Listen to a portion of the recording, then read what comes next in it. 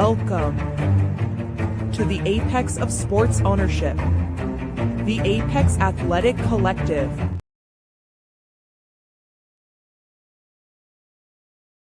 Welcome everyone to episode 81 of Instigate Success, building an ABA franchise. I am your host as always, Jake Schoen, aka Jakeymuffins here for this week's episode. Again, every Friday night here around 9 p.m. Eastern for the next hour or so.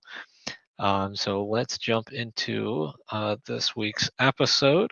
Obviously, I did get my hair done again for playoffs. You had the play-in tournament this past weekend. We've got playoffs starting this weekend, and we've got just about a month left until the ABA wraps up this season. Again, our second season in the ABA. I'll have a better breakdown next week, actually, after we get all these game streams up. And apologies for the delay in all of the game streams and some of the technical difficulties. I think our stream wound up crashing at some point this week for the play-in game. So apologies about that. But we are working on, hopefully this weekend, recording a bunch of the games that we're behind on and getting those full game footages out, and everyone can watch those then after we've got the commentary and all the fun commercials and cuts and everything on there, as well as the scoreboards and such. But that's something we're working here on the back end. So hopefully we get that taken care of in the next week or so. We do anticipate having those up. I think we are like maybe 3 or 4 games behind, honestly, at this point. But we are going to be getting all of those out here throughout the next few weeks. But that's what we got going on in the back end here. Thank you as always to everyone who is joining us tonight, whether it is through our Patreon. Again, thank you to all of the members of the Patreon for your continued support, not only throughout this season, but as we get ready to head into the off-season mode. We appreciate all of the support and continued support that we have. And we're almost at that 150 mark. Again, once we hit that, I'll make a graphic here to update that. And now that I'll have a little bit of time this weekend, I plan on making some more team graphics as well. I know we haven't had a ton of as much as we had in the past, but hopefully I'll have some time this weekend to catch up on all of that. So we had, let's see, I don't have the graphic yet for this past weekend's game, but we did play against the Wisconsin Frost. So that was how we ended the season there. The final 3 games of the regular season for your Hoosier State Instigators. A 3-game stretch there where we went against a few teams there that were also fighting for their playoff spots. The Miners, the Kings, and the Aces. Little did we know, though, going into those games, that the Miners and the Kings both would withdraw from the playoffs. So only the Aces are the one team out of those 3 in the playoffs still, and the only one that actually wound up playing in the playoffs or play-ins in general. Miners withdrew, as well as the Kings. Kings, we know that Kevin Cameron, their leading scorer, first-team All-ABA player, he wound up going to Mexico again to play professionally out of the country. So that could have been an impact on that. Miners, I don't know as much as far as the reasoning behind why they decided to opt out of the playoffs this year, but I'm sure we can get some more information on that here in the near future. But just interesting developments as far as those go. But that is 3 straight losses to end the regular season for your Hoosier State Instigators. So not necessarily how you want to run or the type of run you want going into a play-in or playoffs in general. You want to end on a hot streak and try to carry that momentum over. And then obviously that last game there against the Aces, Aces were trying to get that number 1 seed, and we discussed. I think I got the graphic here in a little bit, but the Aces were trying to jump past the Lions for that number 1 seed over in the red division. Over in our division, the Chicago Fury, number 1 team in the league and number 1 team in our division. They wound up being the number 1 seed, locked themselves in. So there's the final power rankings for the regular season. So Fury again at the top, undefeated. It's been like almost 2 years since they lost. So definitely the top team in the nation right now, winning the Central Region Black Division. And then we've got second in our division would be the Inferno, Windy City Inferno, followed by the Southland Saints. Those 3 teams locked themselves into the playoffs. And then we had the play-in teams, which would have been us as number 4, the Hoosier State Instigators.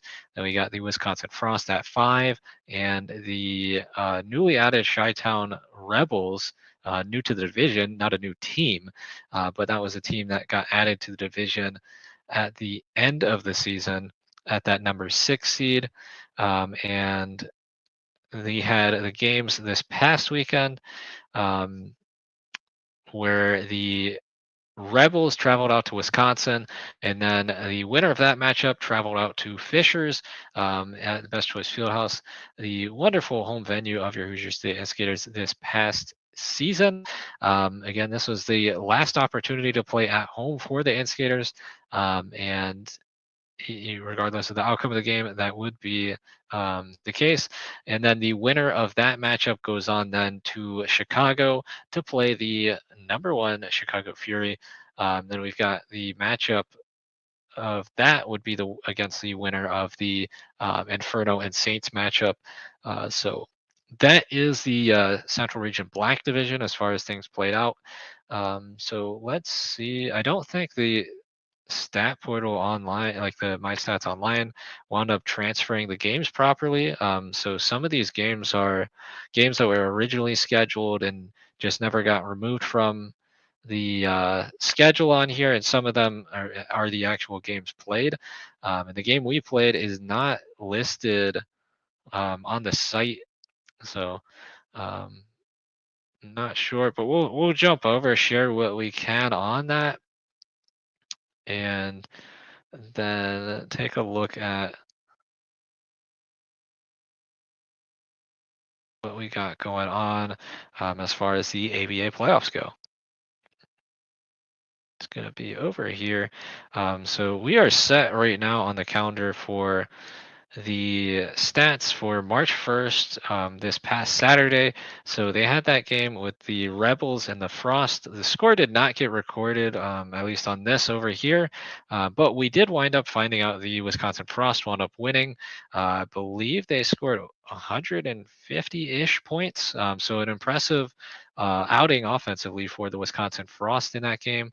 I believe it was a double-digit margin of victory. Again, I don't have the exact stats and it didn't get reported over here. So it's a little difficult to go off of that. And I did not wind up catching a stream or finding a stream of the matchup either. So just going based off of what I had heard. But Wisconsin Frost with a nice victory there at their home court on Saturday night. And that gave them the opportunity then to travel to Fishers, Indiana, several hours, I think, away, and take on your Hoosier State Instigators. So that is that first game in the play-in tournament for our division in the play-in tournament. Then you take a look here. You'll see we have Instigators on here against the Miners, but that was a game that got rescheduled. So again, it's just certain things didn't get recorded properly as far as the My Stats portal here. But these other games you do see they have listed as far as the play-in games, some of the results for that. The other one that's familiar for us, being from the red division last season, is that game here, the pros against the legends. It did not record the stats for that one either for whatever reason. And again, I think a lot of it has to do with team reporting.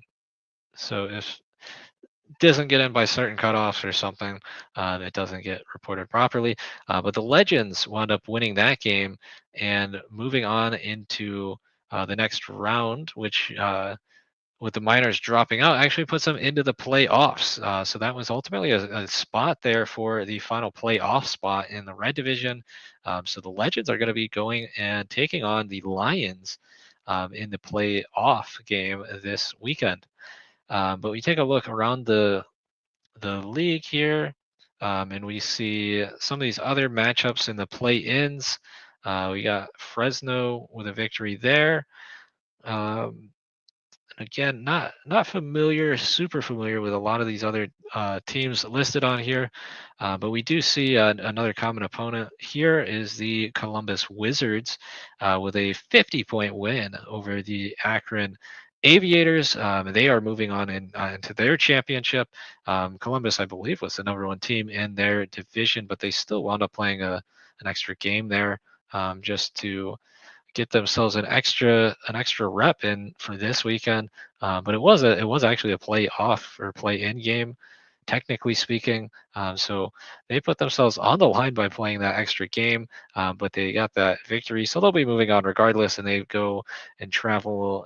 We'll pull up that schedule. I think they play Steel City this weekend for that division title. But we see the play-in victors, and it looks like pretty much all of these. Yeah, that's crazy, actually. All of the ones that I know of, including the ones that didn't get reported, looks like the home teams won every single one of these games. So that would mean that the higher seed wound up winning all of those games, again, of the ones that we can see, and all the ones that I know did not get reported properly. But the home teams look like they won every matchup. Then wrapping up the play-in tournaments was the following day. So on Saturday, if you won, you got to go on to Sunday to play. And on Sunday, these are the matchups here. And again, not all of it got reported properly, but this is what was reported as far as the league goes that we see on here. And then we'll jump in and talk a little bit about our game. So it looks like, as far as what was reported here, it looks like the ones reported, the home teams wound up winning those. And obviously, some of these games are not actual games that happened. So you see they're canceled for that Pitbull and Saints game, as well as the Blaze game. Both of these teams wound up folding. So no games as far as those go. So might as well just ignore that area of the screen. It looks like a forfeit happened. Which is interesting because the Georgia Grizzlies, again that is with a W, the Grizzlies, they played the day prior and beat the Stone Mountain Strong Steppers, but it looks like they wound up forfeiting the very next day to the Circle City Pythons. So Pythons wind up advancing in that one, but an interesting development there. And again, we see a lot of fluid situations here in the ABA, but just an interesting development as far as a playoff play-in and playoff tournament goes. But other than that, it looks like the games that were played, home teams again were on the winning side for the matchups reported. And then for whatever reason, our game's not listed on there, but we did wind up playing the Wisconsin Frost. So I did wind up making it out to that game. And honestly, that might be why we don't have stats reported, because I was ultimately in charge of the stat keeping in the record book, whatever. And I kept up with the score, but I'll be honest, I did not keep up very well with the individual stats. So I got the overall score. So the overall score I do know is correct, but the actual stats and individual statistics I was not able to keep up on. That's my first time doing a stat book for any sport, so definitely fell behind. I also was running off of just about 2 hours of sleep, so it's a little less than ideal for me to be doing that. But was able to do that as well as help out with the shot clock. Corey, always there for the games. He runs a lot of these things, but he was running the scoreboard time and all that other stuff, emceeing as well. But that is probably part of the reason why those stats did not get reported, because they were incomplete as far as the player stats. But the overall score we do have, and that final score wound up being, let me pull it up here. It looks like the final score in the matchup, it was 133 to 128. Wisconsin Frost did wind up winning that matchup. They got out in front early. They got themselves up on a run, and ultimately they were able to hold on to that. And really, I mean, the Instigators, we came back towards that second half of the game. I think we might have taken the lead very temporarily, but that ultimately the Frost wound up, coming out in the end with the victory. But congrats to them. They wound up traveling again. That's a lot of travel for them, to come from Wisconsin. As far as I know, I think that's pretty far away from the Indiana, especially Fishers area. And they showed up with 7 players, and they definitely played as a team and played very well. And we wish them the best of luck against the Chicago Fury. Regardless of who wins, I think the team that comes out of our division is going to be the favorite for the championship. Um, but yeah, thank you. I know the 2 hours of sleep, I definitely got to do better than that. But I was running off of what I could get, so I was working till like 1:30 ish in the morning. Had some family stop by real quick, and then had to drive out to the airport. And my flight was like at 7 or 8 in the morning, something like that. Airport's about an hour and a half away, so just got a little bit of sleep, and then got on the road and got to the airport. Then once I got to the airport I flew from, I flew into another airport where I had to drive to the game. But that was was just with the game getting pushed to Sunday with the extra play-in game. It gave me the opportunity, since I worked on Saturday, to make it out to the game on Sunday. Since I had the opportunity, I wound up taking it and going out to the game. But anytime I can make it out, I definitely enjoy that, and it's always a great experience at the Best Choice Fieldhouse in Fishers, Indiana. Hopefully, we can continue to play there next season. I think that is a great venue, and the only thing is we got to get our technical difficulties figured out. I think a lot of it has to do more so on our side than the venue side, when it comes to that live streaming of the camera. The camera, you got to make sure it's always up to date, and then obviously we got to get it set up so that we don't have any interactions with it that would cause it to stop at any point throughout the game, and if it does, to have kind of a backup to jump to as well. But regardless, it's always a fun venue, family atmosphere, front row type of experience for all of the spectators. And crazy enough, I actually ran into somebody that knew me from a connection here in Florida. So interesting, and it's um, it seems like even though I'm over here in Florida, I've at least been able to have interactions with people across states, and been able to talk with them, whether they're in Indiana or Florida, and be able to have those interactions. The size of the venue, so about how many people does it fit? I know Corey definitely knows the exact answer to that, but if I had to guess, I would say roughly for the court, because it is a multiple court venue. For the court we play on, it's probably about 150, I would say, would be max capacity. Um, Again, I know Corey would know the exact number for that, and I'll have to see if we can get that out. But I would roughly guess about 100, 150. But it is all court side seating, so there's seats on the sides, both ends of the court, as well as the side of the court. well, one side of the court, and then the other side is obviously the benches and the scorers table. So it is court side for all those seats, and that is the venue. It's a very nice facility too, so I think it's one that we could definitely continue to grow on and get some more interactions, build ourselves in the community with, and I think that's something we're going to continue to work on in the um, off season here.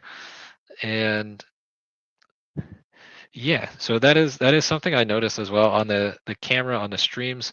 So it is the camera we have. We set it up right behind the bleachers on the side with the majority of the bleachers. So when you have that camera set up, it kind of angles it so it just shows the direction of the side with the teams and such.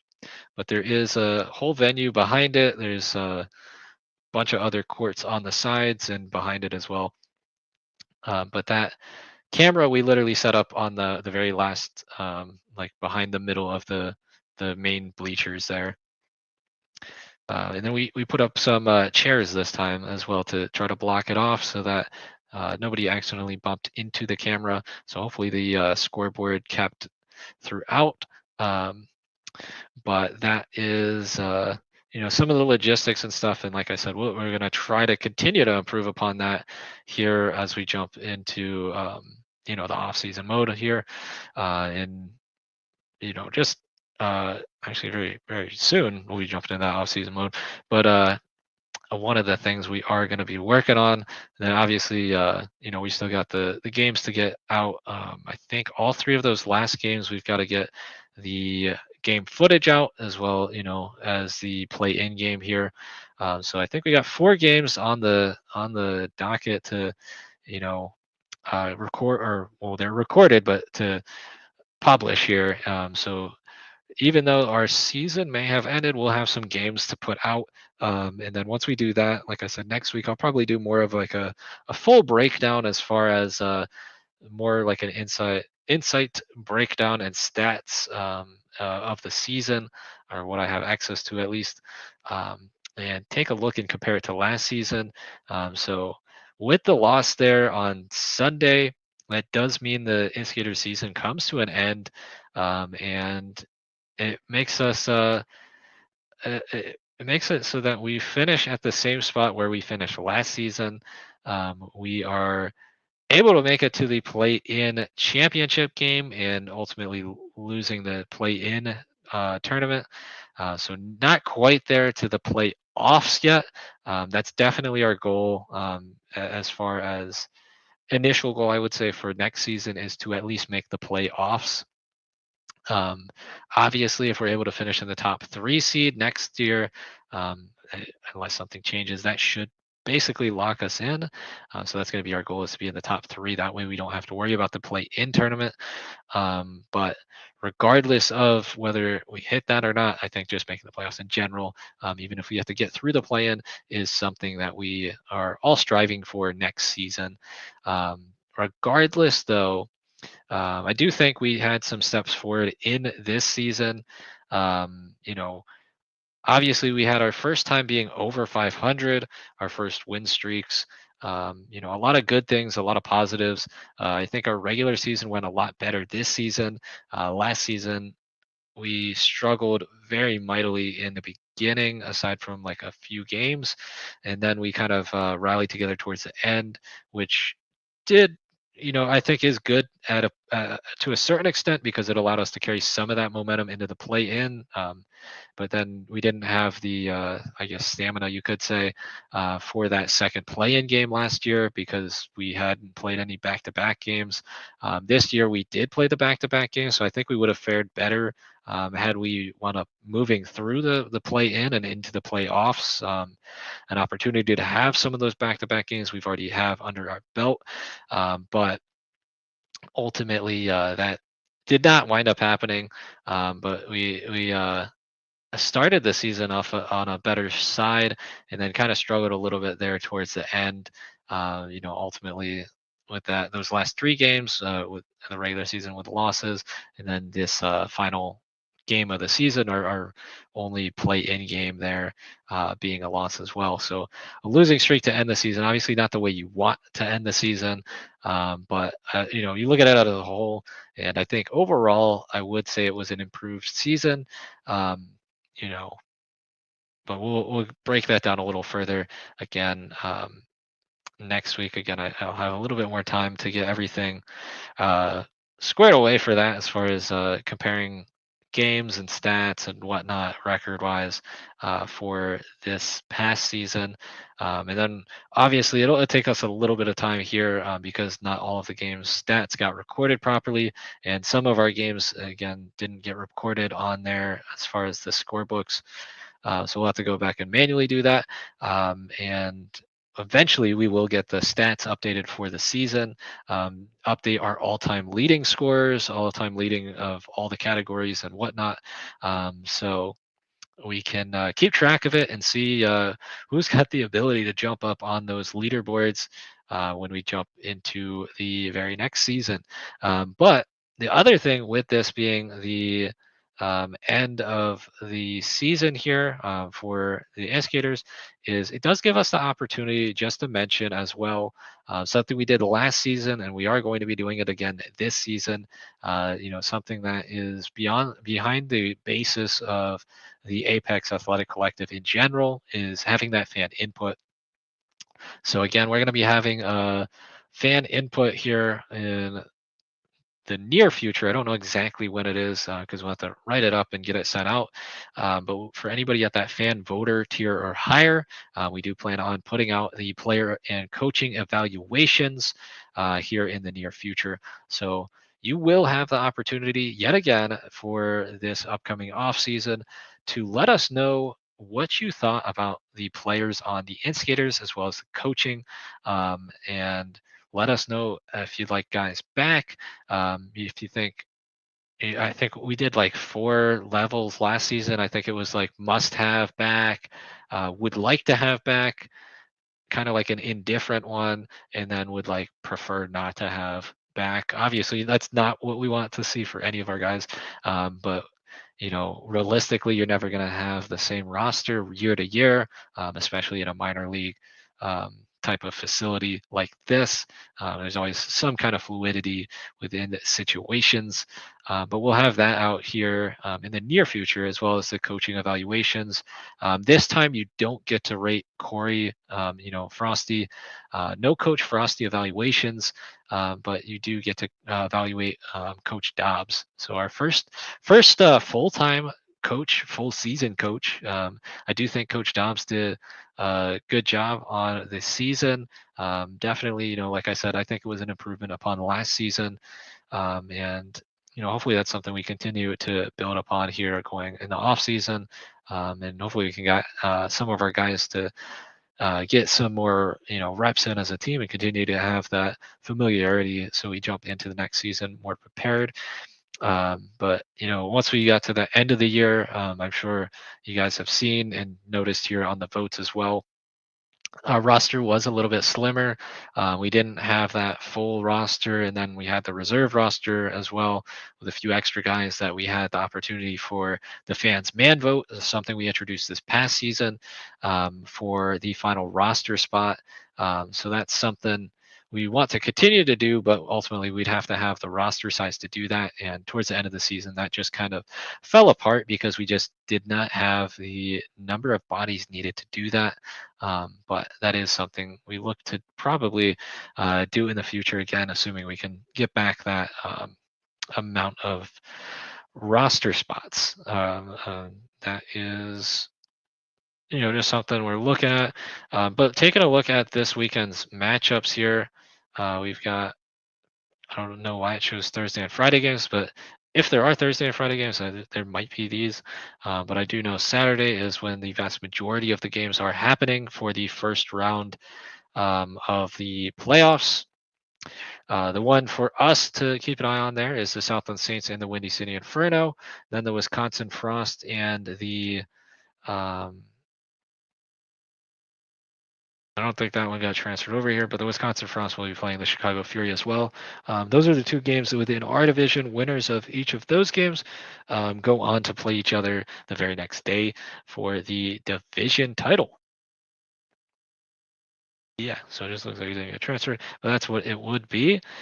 Taking a look at some of these other teams here around the league. Austin Bats, an undefeated team, taking on the Purple Knights there. Mississippi Silverbacks, a team that was hot to end the season, going to North Alabama to face the War Dogs. Silverbacks were the representative of the South last season, so a team to keep your eye on here in the playoffs as they look to make another run. Team I always keep an eye on, Buffalo Extreme, with a matchup against the OGs. Then we've got the representative, I believe, from the North last season, or East, I'm sorry, East, was the Binghamton Bulldogs against the Racers. Other things to note here, the Kings do not play the Wizards. Not sure why that's even shown there because the Kings and the Wizards aren't even in the same division. And the Kings, again, they dropped out of the playoffs. And the Aces also do not play the Louisville Pros. Aces have moved on through the other teams deciding to drop out of the playoffs. They've ultimately wound up moving themselves into the championship game, whether that's going to be against the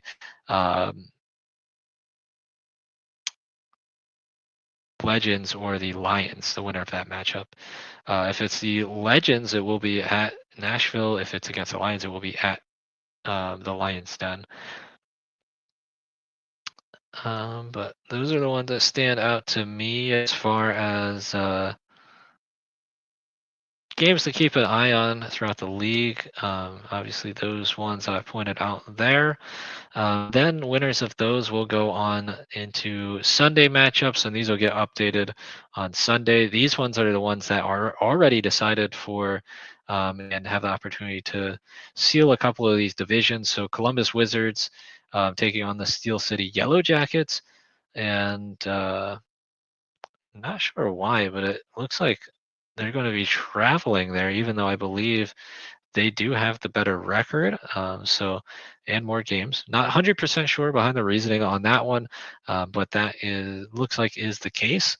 The other one here, you see the Silicon Valley Panthers, another one of these top teams, going on for their division, looking to defend the division and get back into the final four teams, and as a representative of the West region. Taking a look, let's stop sharing this screen. We'll take a look over on the ABA site just to show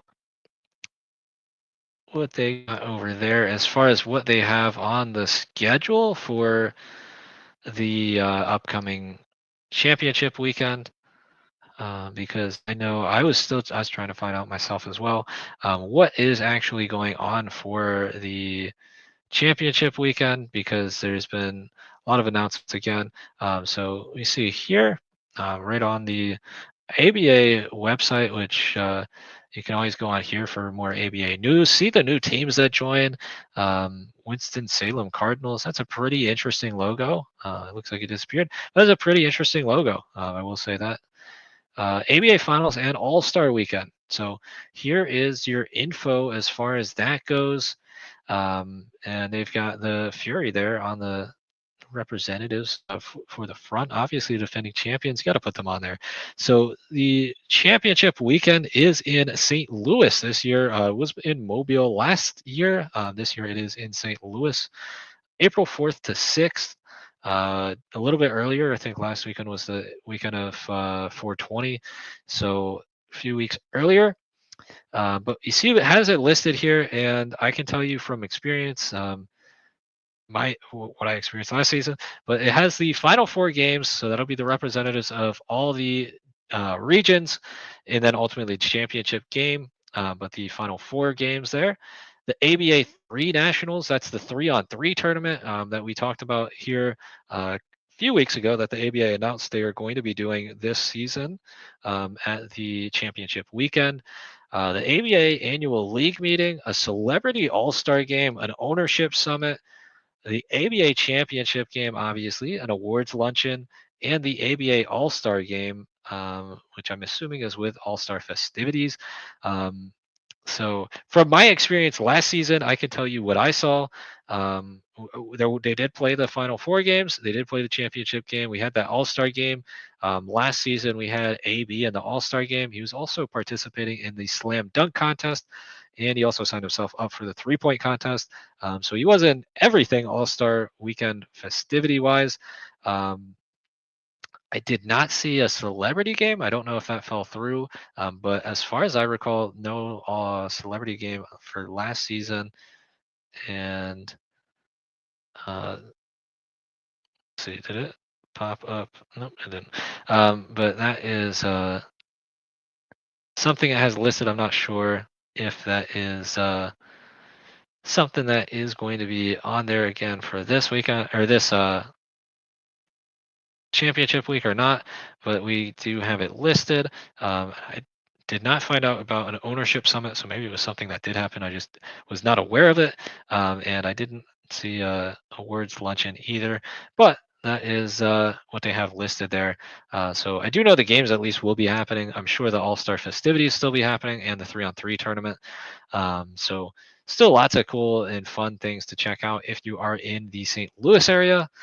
If not, I believe they will be streaming these games. So have the opportunity to catch them that way as well. But I figured I'd share that just to give you guys a heads up on that. So just a month away until championship weekend. That is three, yeah, it looks like 3-ish, 4 weeks away. 4 weeks away, which again, it's makes me wonder why the games are getting pushed through this fast then. If we were going to have a few weeks of break there, but it gives us more time to discuss and catch up on the season, I guess. But that's what we got going on as far as championship weekend. Um, then we'll jump back here and we'll go back and take a look again at the all ABA teams. So the Instigators did have one of their players make an all ABA team. Last season we had one on the first team. AB was the first team all ABA last season, leading the league as well as the team, obviously, in blocks. And, having a very impressive season last year. But we've got the first, what was this? First team. So again, first team, some of the guys we've seen and played against. Cam Mitchell, obviously, on there from the Ohio Kings. And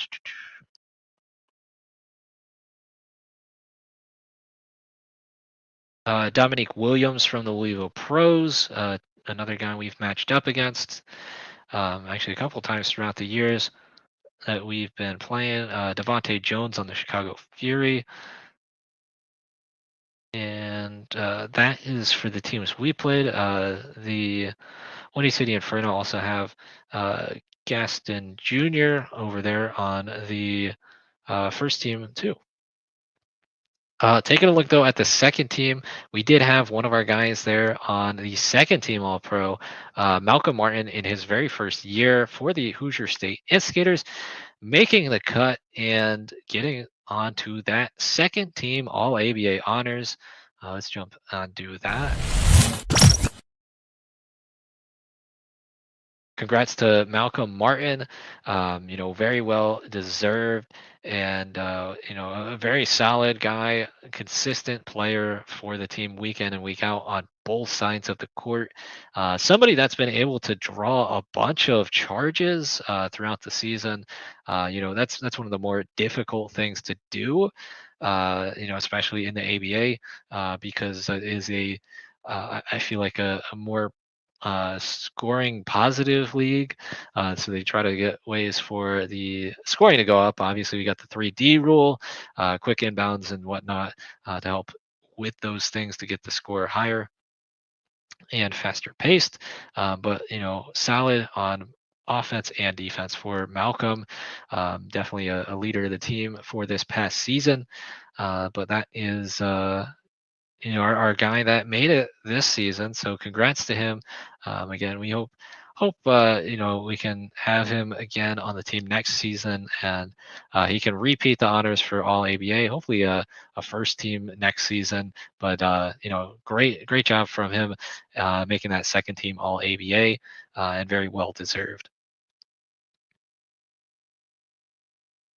Take a look here as far as other names that you might recognize from the second team. And Shamar Overstreet on the Louisville Pros, a guy that we've played against a few times. Monty Shorter, we didn't play him this season, but over on the Southland Saints in our division. And a guy Austin Capri on the Chicago Fury. Definitely one of their best players. A force down low. Somebody that I think is going to be a key here in the upcoming playoff games for the Fury as well. And hopefully I'm not missing any. But the other guy I always mention there is Howard Washington. He was a Syracuse University guard when I attended Syracuse University. So a guy that I'm used to seeing on the court, but at the college level, on the ABA side now, it's odd to see, but it's cool to see for me. So the guy that I like to root for, and keep a track on of his stats as well. It's the Buffalo Extreme. Then we've got the honorable mention list, and that's different formatting and kind of small. So rather than skimming through that, they do have that posted as well. But congratulations to everybody on all of those, the first, second, and honorable mention list for all ABA. And we did go into this honorable mentions last week as well. So not completely skipping it. It's just we did cover that last week as well.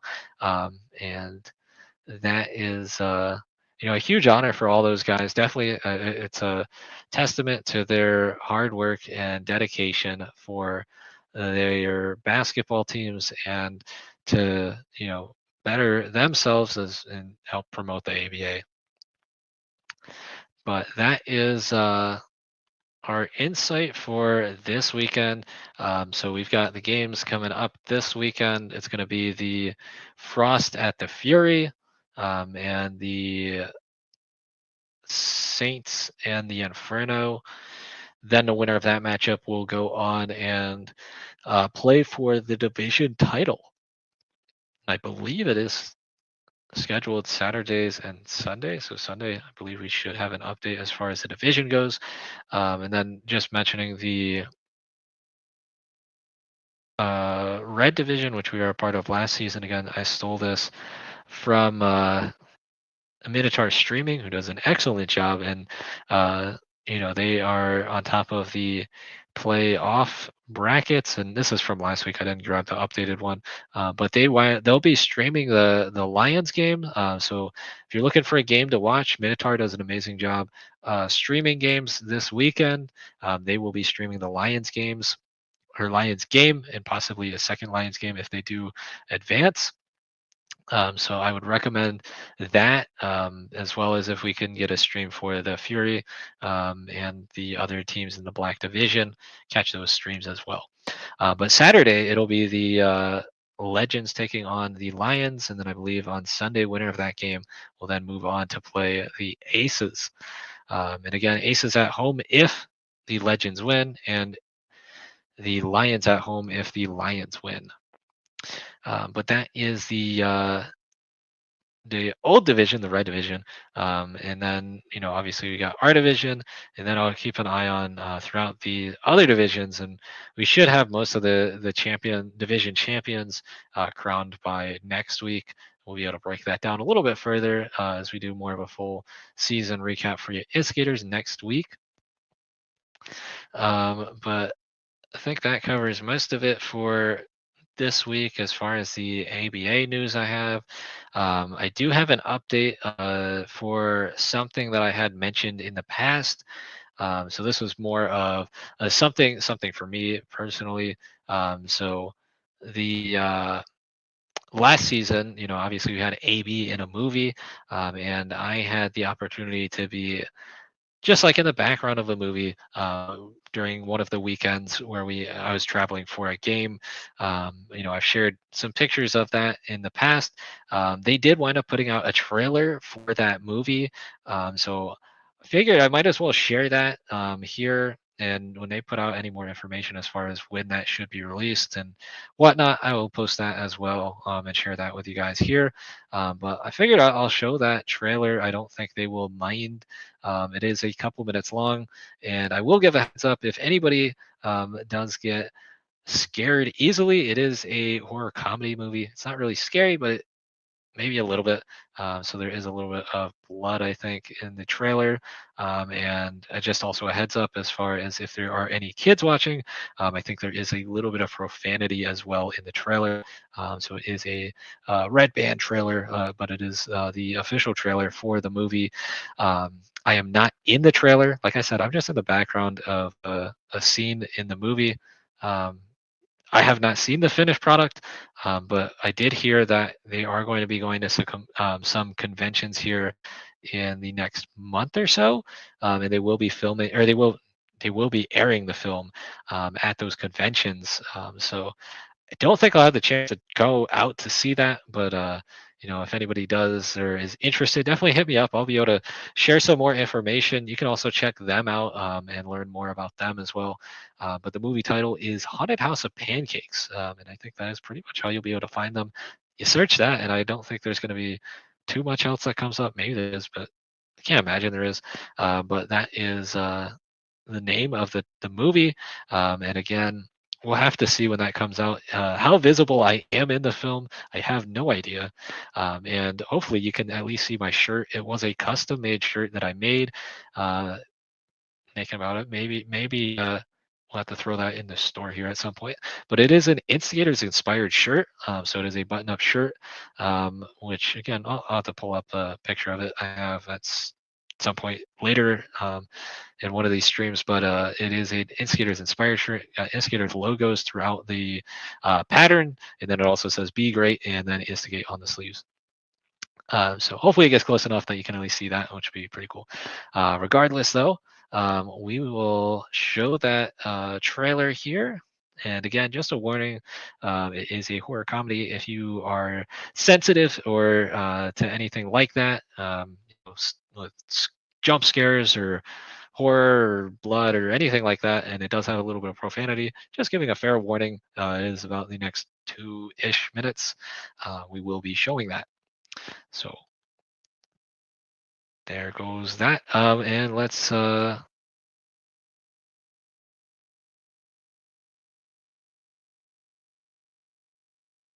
share the screen.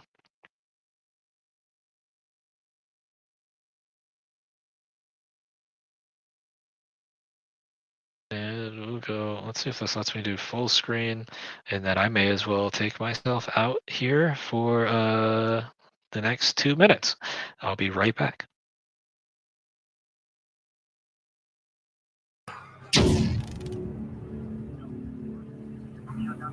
Officer, please, we need your help. My friend is trapped in the diner with those monsters. Look, young lady, it's Halloween. Everyone's in a costume tonight. They're just costumes. Those aren't costumes. Those are demons that have taken over the diner. Now, if they were demons, would they give me a pie? No, don't. Yeah, no, I was going to have a slice too. Oh, wow. It's just a waffle maker, Frank. Oh, that's much more than a waffle maker, my friend. It's a message to the world. We're the only waffle game in town now. Isn't there a waffle place down the street? You didn't hear? That place burned to the ground a few weeks back. Oh, shit! Killed everyone inside. Oh my gosh. I know. Can you believe our luck? Get to cooking. It's got this weird old logo on it. Hey, let's go. Chop, chop. What is up? Grits. Yo, Chief. It'll just be a few more minutes.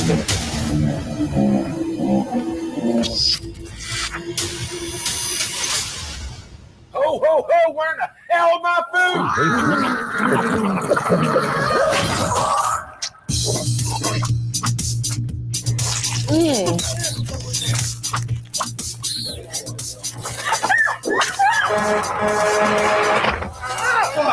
It's a homicidal waffle maker that's possessed my brother and all our best customers. How do we stop it? I don't know. Didn't come with an instruction manual. Hey, bro. Do you mind doing something about this? Go back to hell, waffle fucker.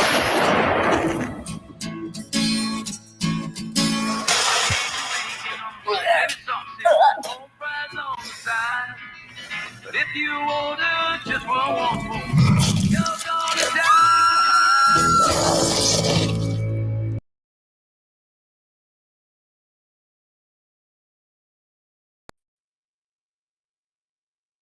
gonna So there is the trailer for the movie. Hopefully you guys enjoyed that. But that is awesome. Glad to see you like that. I'll be sharing, like I said, as soon as I have any further information as far as when that will be releasing. I have no idea how much I'll be in it or if I'll even be really visible. But I'm just hoping they at least get a close enough screening of the Instigator shirt, just so that way we can at least say like, hey, the Instigator's logo was in a movie, which would be pretty cool. But yeah, hopefully it is a cult classic and the start of something that'd be pretty cool. I do know if you are interested in the other film they did make, the guys behind that, they made a film. It is over on like Tubi and a lot of the free streaming platforms. Very, very heavily CGI though, as far as that goes. This one is a lot more practical effects. So as far as production value, I think this looks a lot better. But they did make Attack of the Killer Donuts. I think I mentioned that in the trailer. But that is available for streaming on a lot of different free platforms, including Tubi. But like I said, a lot more CG in that one, the CGI, than this one, a lot more practical effects. But it was cool to see the behind the scenes making with that and a lot of these little monsters that they made and stuff. A lot of them are like little puppets that they actually controlled with wires and stuff. And it's cool to be a part of. But like I said, I'll share any further information I have as far as release dates, ways to watch it, and whatnot. But that was the first time, at least I've seen an official trailer they put out for the film. And like I said, they're going to start doing some festival runs here in the next month or so. So hopefully that means we are looking towards a release here in the next few months or later this year. But that was just something I wanted to share here as well, that they got that out. But just a reminder, this weekend is the playoffs, the very first weekend of playoffs for the division titles, and we're in the divisional round of the playoffs. And then we jump into the regional rounds, and then from the regional rounds, will lead ultimately to the final four in the championship weekend. So we've got in our division, I believe both games tomorrow. We have the Frost taking on the #1 Fury.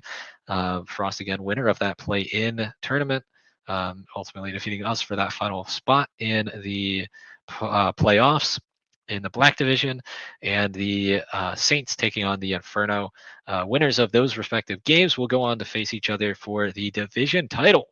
And again, I think when I say this, and I think a lot of the people around the league may agree, I think the Black Division, whoever comes out of that, is going to be the favorite in the championship. I think, down the road, definitely, I think the favorite within the region as well. The other, team, the other division we'll keep an eye on, being the Red Division. Our division from last season. We've got the matchup with the Lions and the Legends tomorrow. And again, that's going to be streaming over on Minotaur Streaming. So I recommend catching that as well. They do an amazing job with their streams. I know I'll definitely be catching that, as well as if I can find a stream for our division matchups. And then the winner of that game then goes on to play Nashville, and that's either going to be in Nashville or at the Lions Den, depending on the winner of that matchup on Saturday. Then the next week, I believe it was going to be, the regional round, and we'll have regional playoffs with the Central region, and winners of the respective divisions going on and advancing at that point. The other one, the blue division, I believe it is, the Wizards going over to Steel City for that matchup. So possibility for teams that we have played to win 3 different divisions, which I think would be impressive. And I think that's also very realistic. Or guaranteed for 2 of them. We know will be teams we have played, and the third one I think is likely, with the Wizards being that third one.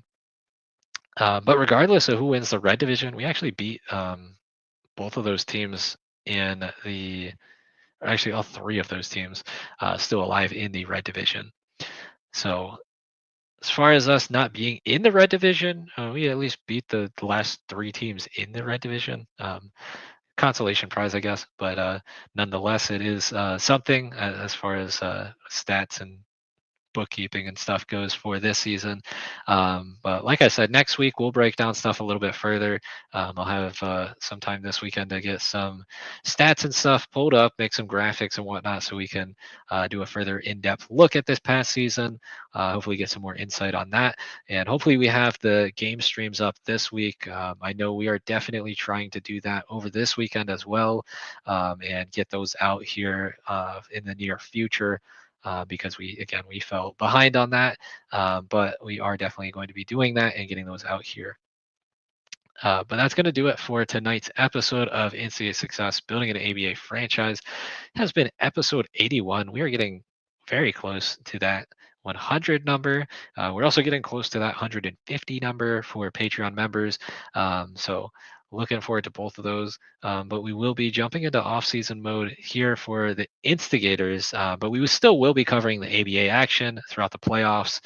Obviously, we are going to keep an eye on all the ABA action and keep you guys updated on that. But thank you again for joining us. And we will be back next week, Friday night at 9 p.m. Eastern, streaming live on Patreon as well as Twitch. Until then, as always, be great and instigate.